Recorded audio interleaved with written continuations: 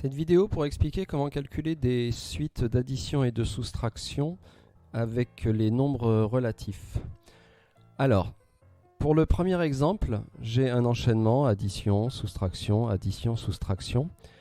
L'idée, c'est de se rappeler de la règle qui nous dit que lorsque l'on a une soustraction, c'est qu'on va la transformer en addition et que le nombre que l'on soustrait, c'est-à-dire celui d'après, va changer de signe, c'est-à-dire qu'on va prendre son opposé.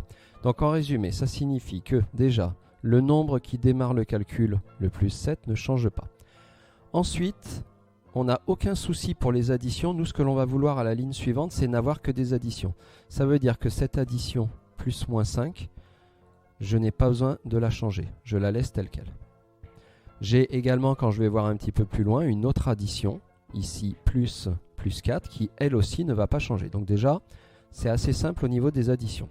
Maintenant, là où il va falloir faire attention, c'est pour les soustractions, parce que nous, on va vouloir à la ligne suivante n'avoir que des additions. Ça veut dire que cette soustraction-là, je vais la transformer en une addition.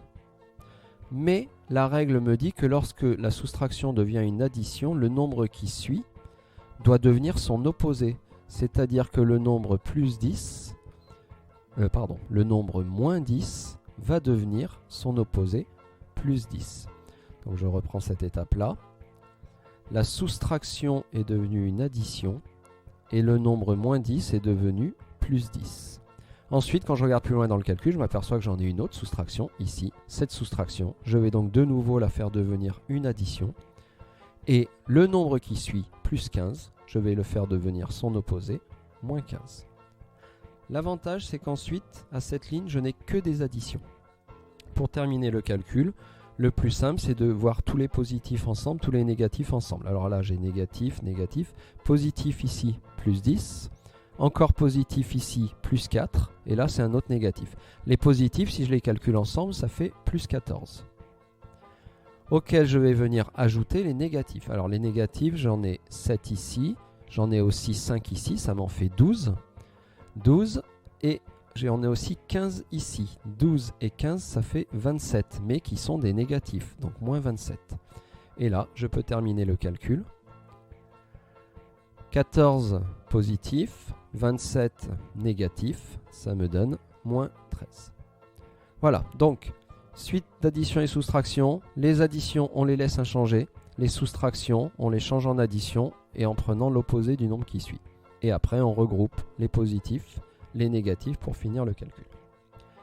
Alors, deuxième calcul, attention, un petit peu plus piégeux, parce que là, on a des parenthèses, mais qui contiennent des opérations. Ce sont des parenthèses prioritaires, c'est-à-dire que là, cette parenthèse, il va falloir calculer moins 5 plus 4. Cette parenthèse, il va falloir calculer moins 11, moins plus 2. Ça veut dire que ces priorités-là, il va falloir y penser.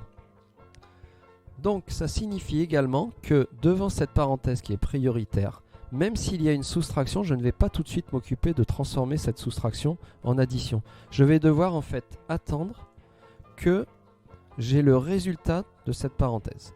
Donc, cette parenthèse prioritaire, je la souligne là pour qu'on la voit bien, je dois la calculer en premier. L'autre parenthèse également prioritaire, je peux également la calculer dès la première étape.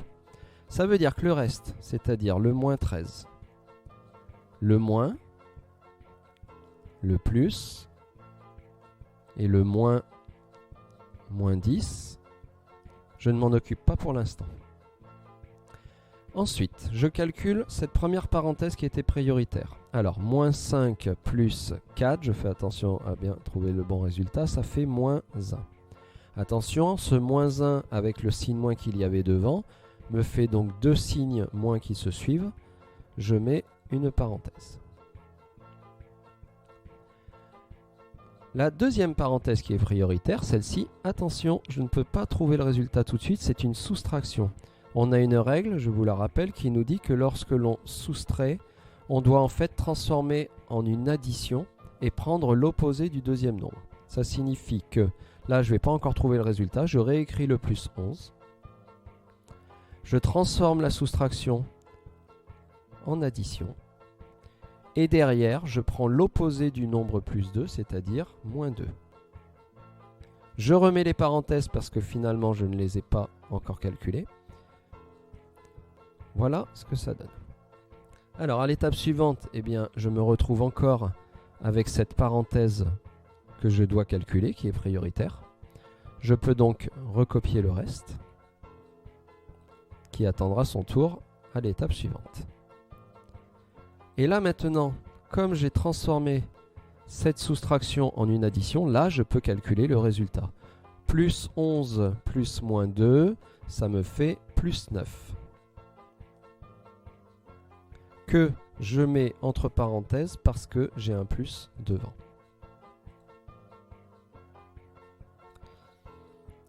Alors maintenant, à cette nouvelle étape, je n'ai plus de parenthèses prioritaires, en tout cas plus de parenthèses qui contiennent une opération. Je vais donc chercher à avoir des additions partout. Là, j'ai une soustraction, je vais devoir la transformer en addition. Là, j'ai une addition, c'est bon, je l'ai déjà. Et là, j'ai une autre soustraction que je vais devoir transformer en addition. Alors, ça donne. Le nombre du départ ne change pas, moins 13. L'addition plus plus 9 ne change pas parce que à la ligne suivante, je veux une addition. C'est déjà une addition. Ensuite, cette soustraction-là, je la transforme en une addition en prenant l'opposé du nombre qui suit. Le moins 1 devient plus 1.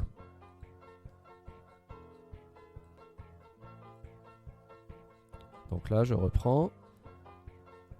Ma soustraction est devenue une addition et le nombre qui a suivi, je lui ai changé le signe.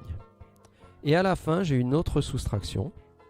Cette soustraction-là également, je vais la transformer en addition.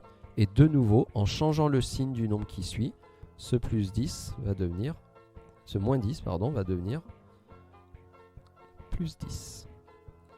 Là, cette ligne au-dessus où j'avais des mélanges de soustraction et d'addition s'est transformée en une nouvelle ligne où je n'ai que des additions. Je vais donc pouvoir finir le calcul. La meilleure méthode, on l'a vu au-dessus pour finir le calcul, c'est de regrouper tous les positifs ensemble et ensuite tous les négatifs. Au niveau des positifs, j'ai plus 1, plus 9 et plus 10. Quand je les calcule ensemble, ça fait plus 20. Auquel j'ajoute les négatifs, les négatifs ça va vite, il n'y a que le moins 13 du départ. Et je pense à mettre la parenthèse pour séparer les signes. Voilà, une fois que je suis à cette étape,